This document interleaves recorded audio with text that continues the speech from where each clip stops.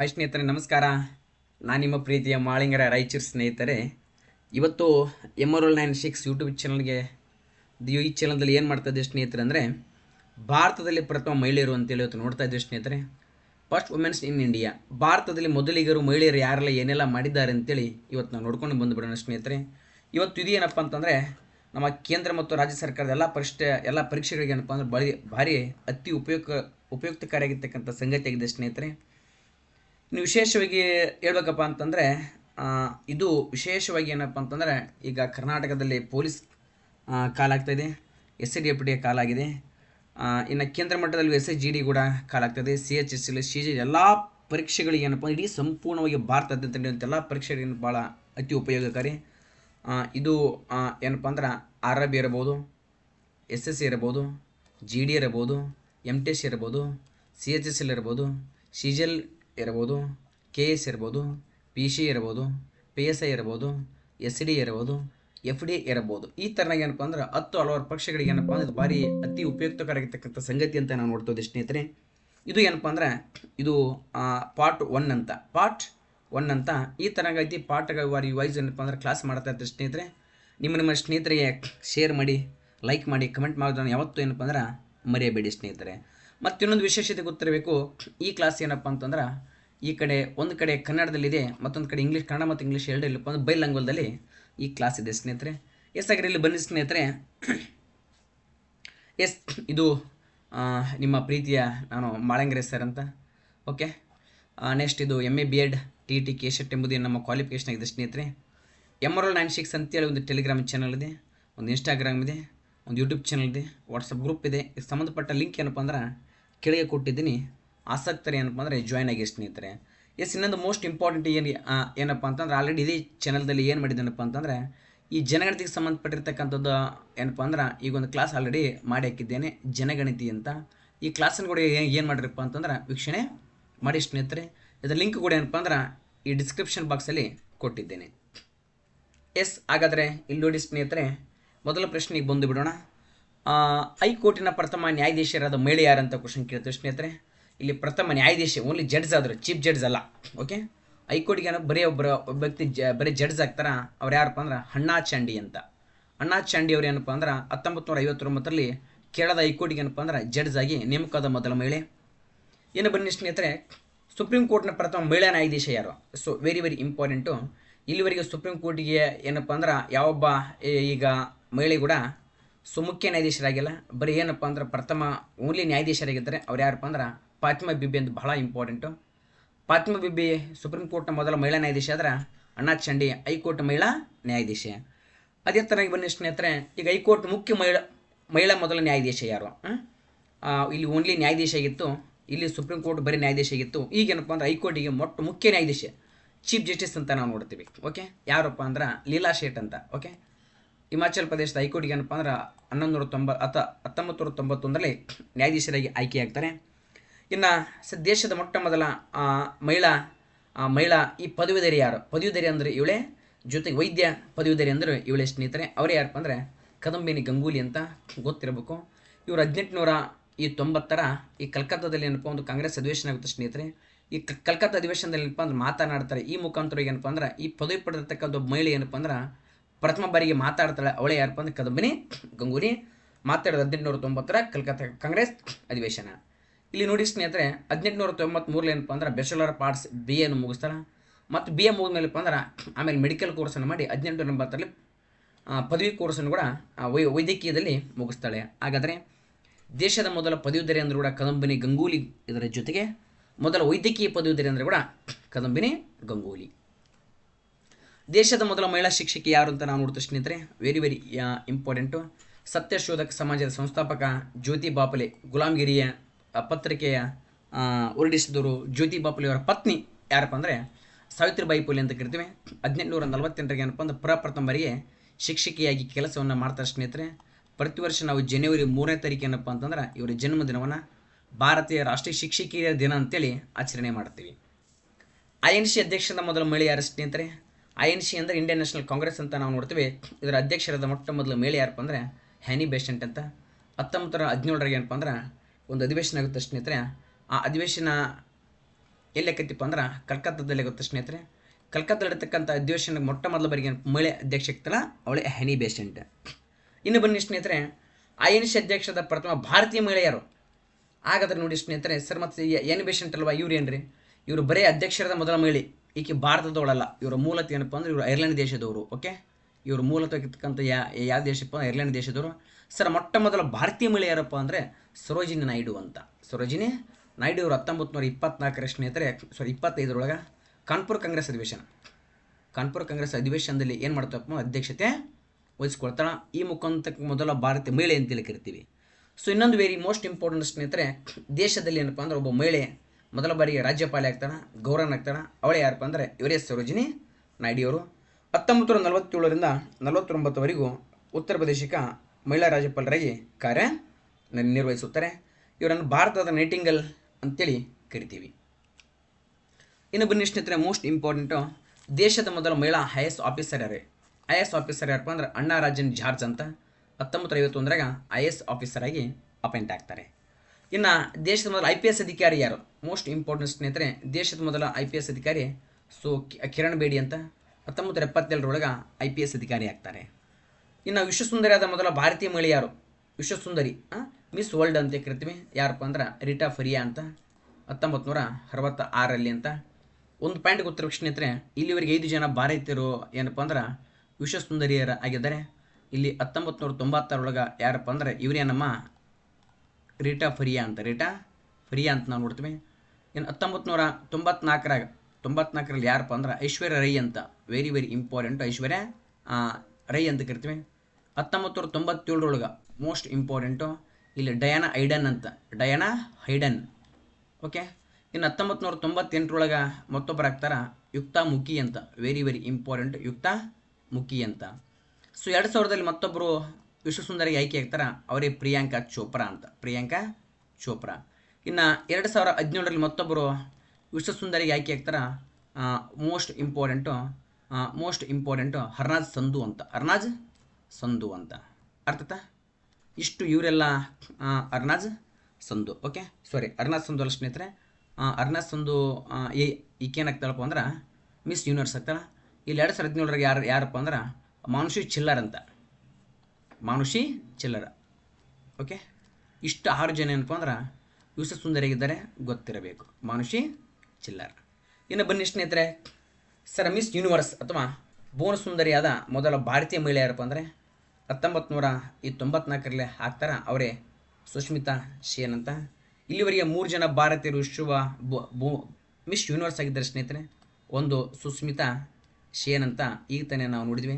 ಇನ್ನು ಎರಡನೇದವರು ಯಾರಪ್ಪ ಅಂತಂದ್ರೆ ಇನ್ನು ಇವರು 2000 ಆಗ್ತಾರೆ ಸ್ನೇಹಿತರೆ, ಲಾರಾ ದತ್ತಾ.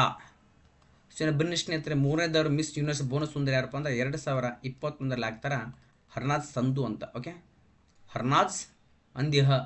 ಹರ್ನಾಜ್ ಸಂಧು ಅಂತ. ಓಕೆ, ಇನ್ನು ಮುಂದೆ ಬನ್ನಿ ಸ್ನೇಹಿತರೆ. ಸೊ ದೇಶದ ಮೊದಲ ಮಹಿಳಾ ಪ್ರಧಾನಮಂತ್ರಿ ಯಾರಪ್ಪ ಅಂದರೆ ಇಂದಿರಾ ಗಾಂಧಿ ಅವರು ಆಗ್ತಾರೆ. 1966ರಿಂದ 1977 ಒಂದು ಫೀಲ್ಡ್ ಆಗ್ತಾರೆ. ಇನ್ನು ಮತ್ತೊಂದು ಫೀಲ್ಡ್ 1980ರಿಂದ 84 ಇದು 2ನೇ ಫೀಲ್ಡ್. ಇನ್ನು ಬನ್ನಿ ಸ್ನೇಹಿತರೆ, ಭಾರತ ರತ್ನ ಪಡೆದ ಮೊದಲ ಮಹಿಳೆ ಯಾರಪ್ಪ ಅಂದರೆ ಇಂದಿರಾ ಗಾಂಧಿಯವರು 1991 ಪಡಿದ್ದಾರೆ. ಭಾರತದ ಮೊದಲ ಮಹಿಳಾ ಅಧ್ಯಕ್ಷ ಯಾರು? ಅಂದರೆ ಅಧ್ಯಕ್ಷ ಮೀನ್ಸ್ ರಾಷ್ಟ್ರಪತಿ ಅಂದಂಗೆ.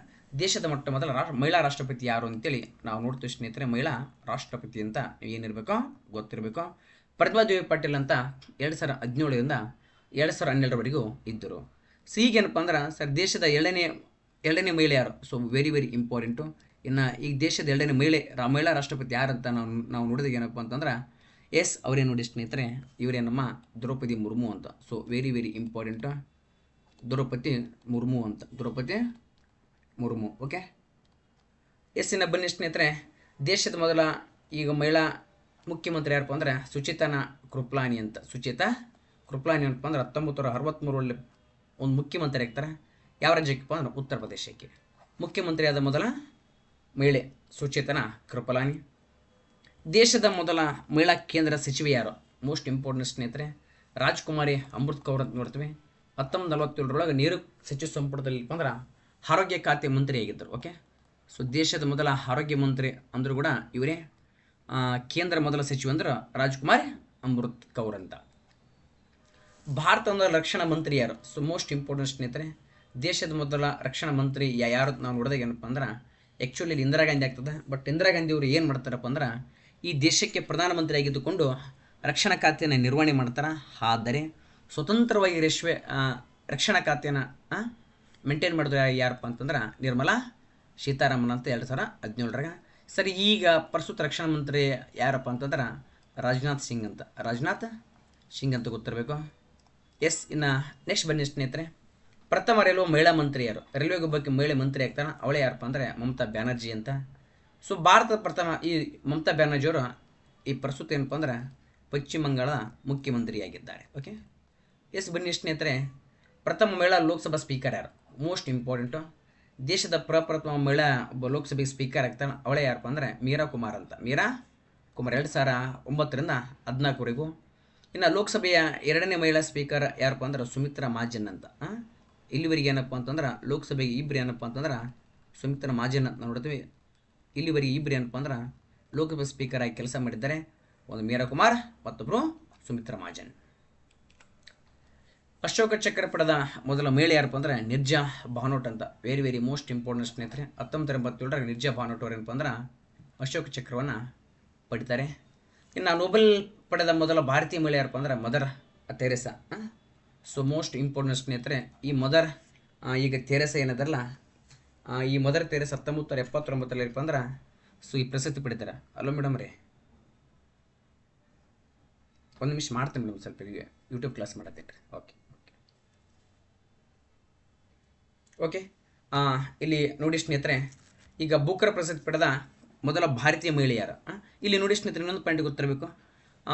ಈಗ ಮದರ್ ತೆರೇಸಾ ಅವರು ಏನಪ್ಪ ಅಂದ್ರೆ ಶಾಂತಿ ಕ್ಷೇತ್ರದಲ್ಲಿ ನೊಬೆಲ್ ಪಡಿತಾರೆ 1979. ಇನ್ನು ಅದು ಪಡೆದ 3 ವರ್ಷ 1980 ನಾವೇನು ಕೊಡ್ತೀವಪ್ಪ ಅಂದ್ರೆ ದೇಶ ಅತ್ಯುನ್ನತ ಪ್ರಶಸ್ತಿ ಭಾರತ ರತ್ನ ಕೊಟ್ಟು ಗೌರವ ಸಲ್ಲಿಸ್ತೀವಿ.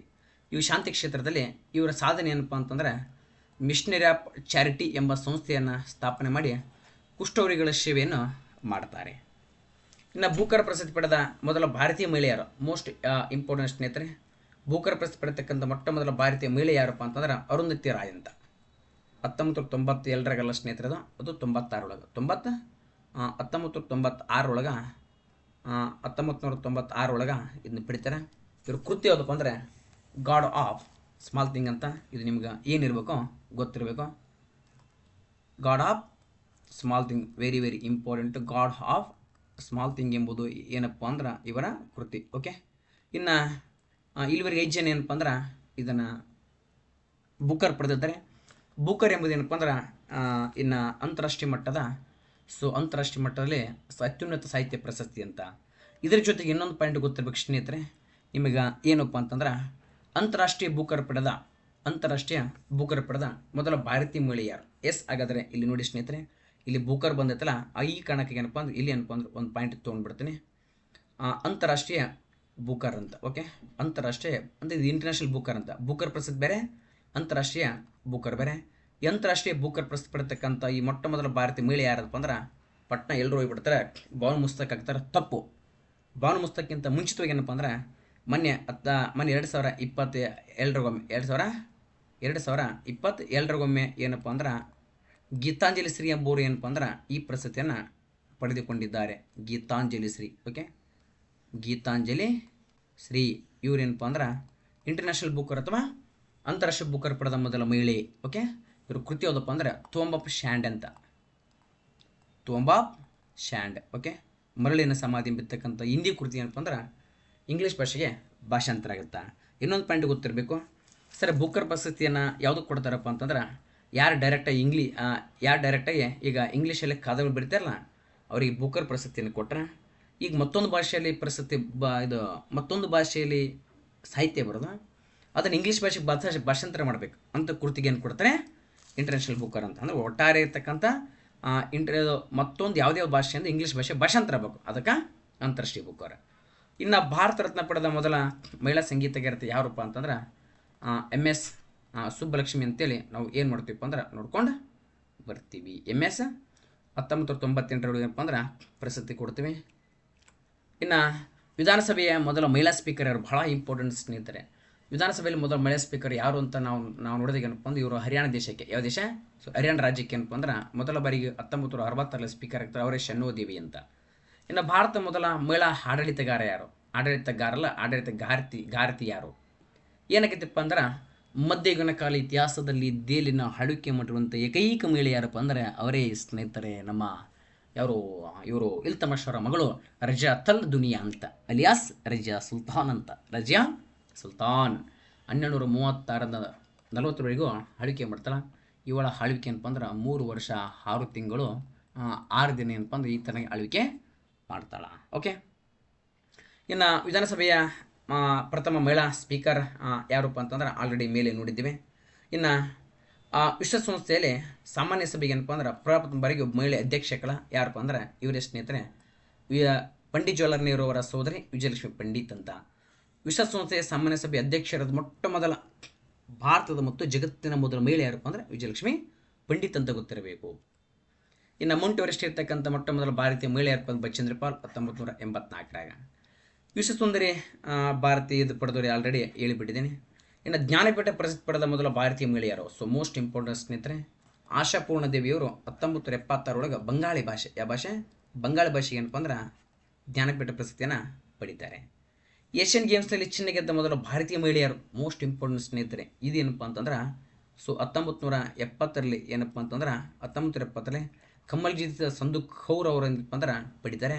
ಇವ್ರು ಯಾವ ಸ್ಪೋರ್ಟ್ಸ್ ಅಂದರೆ 400 ಮೀಟರ್. ಓಕೆ, ಇವ್ರು ಪಡೆತಕ್ಕಂಥ ಯಾವ ಮೆಡಲ್ ಬಂದ್ರೆ ಗೋಲ್ಡ್ ಮೆಡಲ್ ಅಂತ ಅವ್ರಿಗೆ ಕೊಟ್ಟುಬಿಟ್ರೆ. ಏಷ್ಯನ್ ಗೇಮ್ಸಲ್ಲಿ ಚಿನ್ನ ಗೆದ್ದ ಮೊದಲ ಮಹಿಳೆ ಕಮಲ್ಜಿತ್ ಸಂಧು. ಓಕೆ, ಇನ್ನು ಒಲಿಂಪಿಕ್ಕಲ್ಲಿ ಚಿನ್ನ ಗೆದ್ದ ಮೊದಲ ಮಹಿಳೆ ಯಾರು? ಯಾರೂ ಇಲ್ಲ, ಯಾಕಂದರೆ ಇನ್ನು ಭಾರತೀಯ ಯಾವ ಮಹಿಳೆ ಕೂಡ ಒಲಿಂಪಿಕ್ಕಲ್ಲಿ ಚಿನ್ನ ಗೆದ್ದಿಲ್ಲ.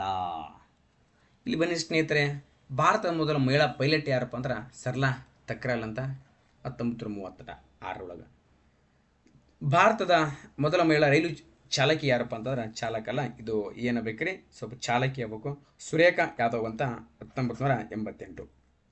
ಭಾರತದ ಮೊದಲ ಮಹಿಳಾ ರಫೇಲ್ ಪೈಲಟ್ ಯಾರಪ್ಪ ಅಂತಂದ್ರೆ ಶಿವಾಂಗಿ ಸಿಂಗ್. ಮೋಸ್ಟ್ ಇಂಪಾರ್ಟೆಂಟ್, ಶಿವಾಂಗಿ ಸಿಂಗ್ 2017 ಆಗ್ತಾರೆ ದೇಶದ ಮೊದಲ ರಫೇಲ್ ಪೈಲಟ್. ಇನ್ನು ಭಾರತದ ಮೊದಲ ಮಹಿಳಾ ಗಗನಯಾತ್ರಿ ಯಾರಪ್ಪ ಅಂದ್ರೆ ಕಲ್ಪನಾ ಚಾವ್ಲಾ ಅಂತ 2003 ಸರ್ ಜಗತ್ತಿಂದ ಯಾರಪ್ಪ? ಕಮೆಂಟ್ ಬಾಕ್ಸಲ್ಲಿ ಕಮೆಂಟ್ ಮಾಡೋಣ. 1963 ಏನಪ್ಪ ಅಂದ್ರೆ ಓಸ್ಟಾಕ್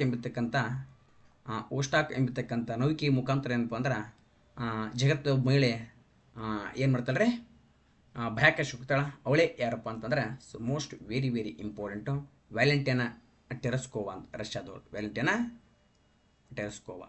ಅರ್ಥತೆ ಯಾರಲಿ ಇದು ನಿಮಗೆ ಏನಿರಬೇಕು ಗೊತ್ತಿರಬೇಕು.